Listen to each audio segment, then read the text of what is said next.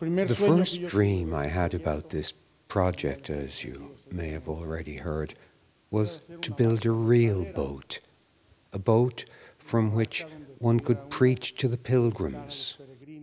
But as time went on, I understood and realized that such a project was not at all possible. Y yo creí que el proyecto iba a fracasar, firmemente. O sea, no hubo nadie que me pudiera convencer de que esto iba a resultar. Ni el padre, que iba a Chile y me decía, no, si va a resultar, yo le decía, padre, ¿no será mejor suspenderlo por un tiempo? No es el momento, usted no va a conseguir los recursos. Yo muy negativa, muy racional, sin creer en la divina providencia lo suficiente, yo creo.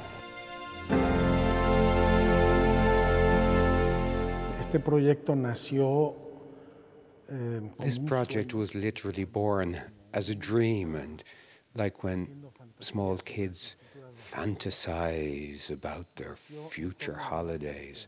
It was born around the idea of Peter's boat, imagining Jesus preaching from the boat to the pilgrims and the crowds. I kept imagining the scene of Jesus preaching to the crowds and thinking about how we could recreate this. Le pregunté al superior de los franciscanos y él me dijo, padre, mira, están vendiendo un terreno. I spoke with the superiors of the Franciscans, and one told me, listen, there's a plot of land being sold right beside our property in Magdala. If you're interested, it's there. I asked him for directions, and he gave me some interesting facts. He said, listen, it's a hotel that is beside us. It's called HAWAI Beach. I came to look for the so-called HAWAI Beach, and this is what I found.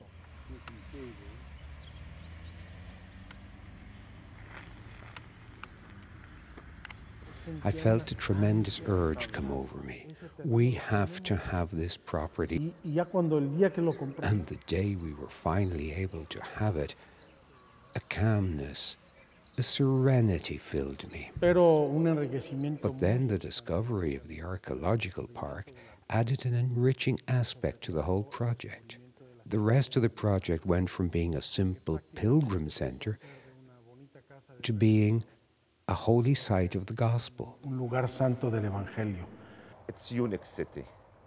A lot of information new that we don't know that before.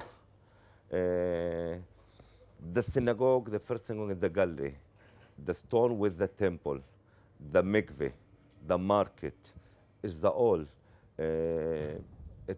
We speak about town, about city. A lot of information we will understand from this part in the future.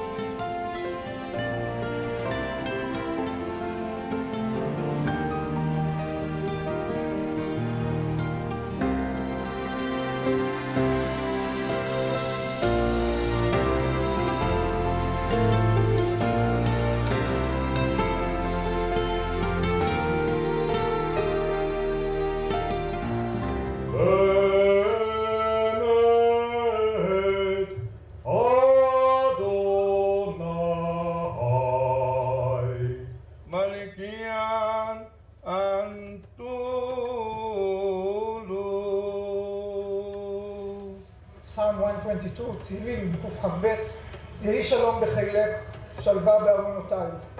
May peace be within your walls and prosperity within your palaces. Thank you.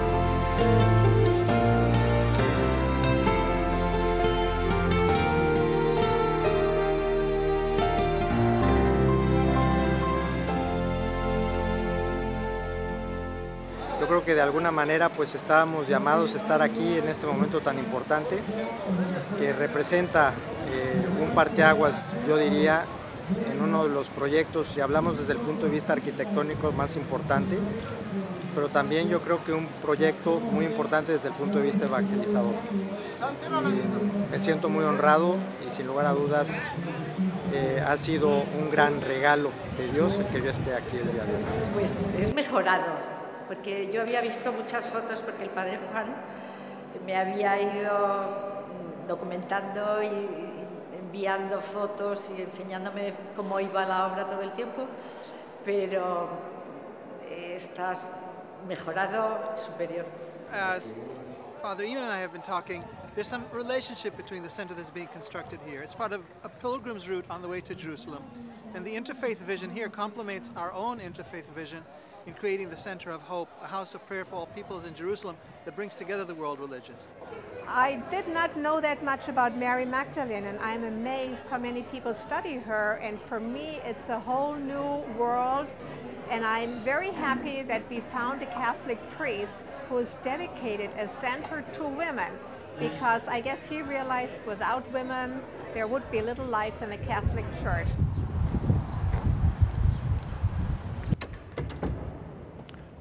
So let us visit Tukinaltum in Magdala and begin with the chapel of St. Mary Magdalene, which is in fact a central part of the spiritual concept of this center. We wondered how we were going to represent Mary Magdalene in Magdala. Here Jesus is freeing Mary Magdalene from the many devils.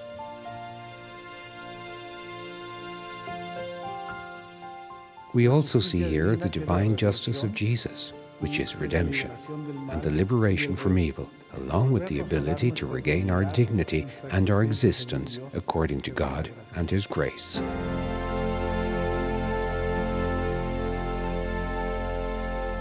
Vamos a ver otra capilla que tenemos aquí enfrente. We're entering the chapel of the daughter of Jairus. The daughter of Jairus is, according to the Gospels, the only female that Jesus brought back to life.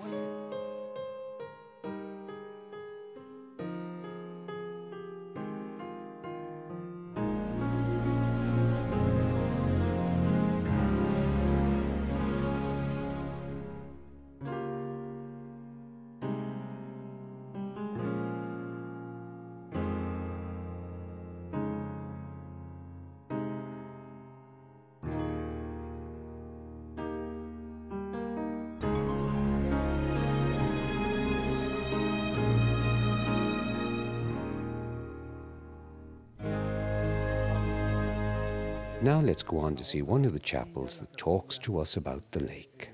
Una de las capillas que se refieren al lago. Here we are in the chapel of the Fisher of Men, a chapel dedicated to vocation. You may ask, why have a chapel dedicated to vocations here? But the answer is quite simple. There are no other places in the Holy Land where the vocation of the first apostles is commemorated, and it was here on this shoreline, right beside the Sea of Galilee, where it all happened. Vocations are the embodiment of the risen Lord to transmit His words, His sacraments, and His grace. And this then makes this chapel the perfect place to pray for vocations. Jesus called, He calls, and will continue to call. So let us pray then here for vocations, for today's vocations and for those of the future.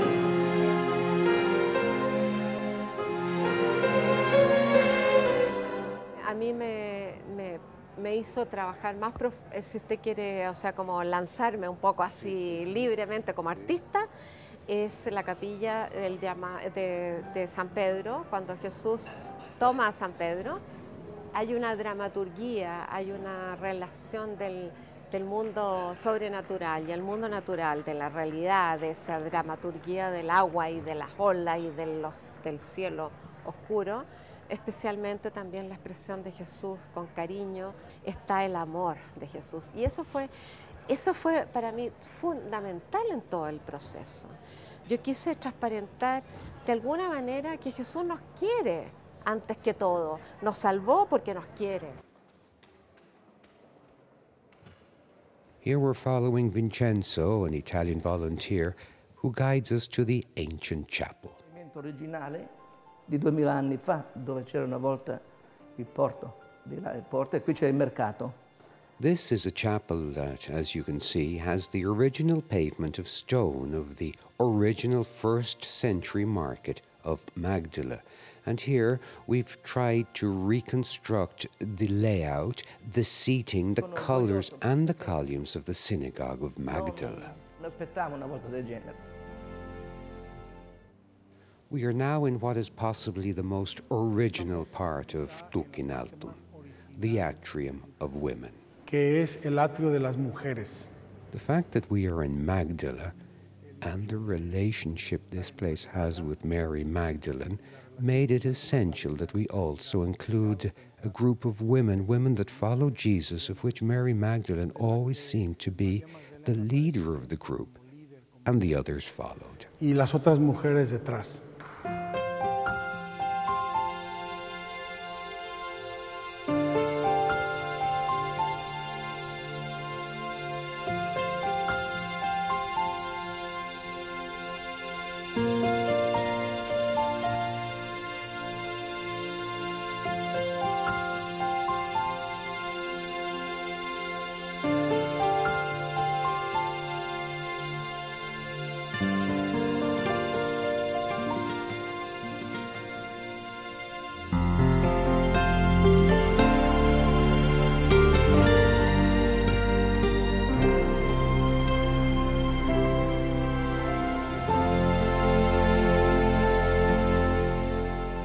Estamos en la iglesia principal de Magdala. Now we're in the main chapel of Magdala. The octagonal atrium with its touches of Byzantine art lead us naturally into this chapel, which brings us face to face with the Sea of Galilee. Y que está mirando aquí al lago de Tiberias con esta grande ventana. In front of the window, there is the altar in the shape of a boat, and so, in a certain sense, once again, we can witness Jesus preaching from the boat.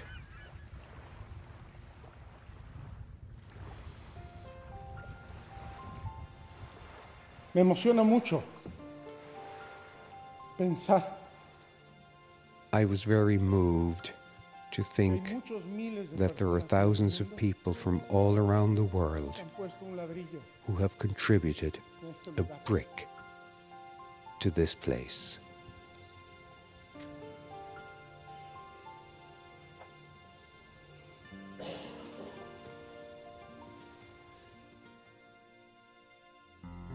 And we just wanted to thank God and thank the creators of this church that we got to be part of that. We ask you to bless all those who, in a way or in another, will help to achieve the realization of the project. Magdala es un proyecto que hasta que no lo tocas no lo conoces en su intensidad. Por eso animo a todo el mundo a que se acerque a Magdala, a Tiberias, a oler y a pisar las piedras de Magdala. Todo, por todos lados, Dios fue juntando los pedazos y sacó este proyecto. Por lo tanto, ahora estoy segura, absolutamente segura de dos cosas adicionales. Una, que el Padre va a lograr terminarlo y todos ayudaremos para que eso sea así. Y dos, que ahí se van a producir muchos milagros, estoy segura.